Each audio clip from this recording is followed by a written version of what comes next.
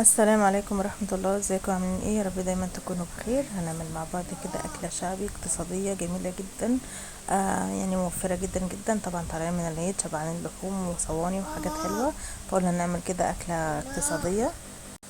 هنقطع بصلة كده مكعبات صغيرة، وهنشوحها كده، نحط شوية زيت، ونبتدي بقى نقلب في البصلة لحد ما تاخد اللون الذهبي الفاتح كده الجميل.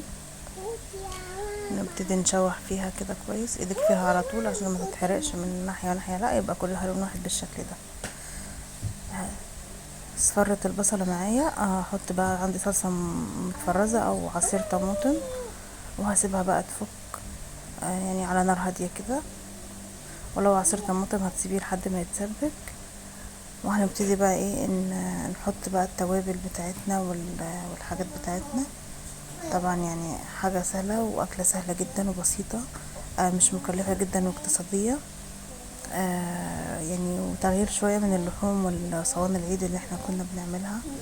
يعني بجد حاجة جميلة جدا وموفرة، وطعمها خطير بصراحة. يعني هنقلبها كده مع بعض. هنا طبعا خطوة بخطوة كده بتروح ايه تفك بالراحة كده. انا حطيت شوية مية علشان خاطر ما تتحرقش. نحط البهارات كمون وفلفل اسمر وكزبرة ناشفة، وحطيت ملح. عندي هنا فول الاخضر بتاعي ده كان في الفريزر. طبعا ممكن تستبدلي الفول ببسله خضراء، لان ما فيش، لانه مش موسم الفول. ده كان عندي في الفريزر. لو عندك في الفريزر استعملي منه، مش عندك ممكن تستعملي بسله او بطاطس، تبقى جميله جدا.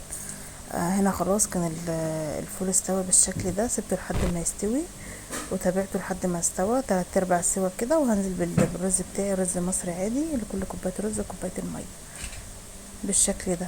شكله جميل جدا وطعمه خطير. ممكن تاكلي جنبيه بطاطس محمره وسلطه، ممكن تعملي جنبه بيض مسلوق. بجد خطير جدا، واي حاجه تمشي معاه. هنسيبه بقى لحد ما يستوي ونشوفه مع بعض بعد ما يخلص. وهنا كان طبق الرز والفول معانا، او مدفونة الفول او زي ما تسموه. بجد خطير جدا وجاهز معانا. ممكن تعملي جنبيه مخلل وبطاطس وبيض يعني، وشويه حاجات جنبيه كده.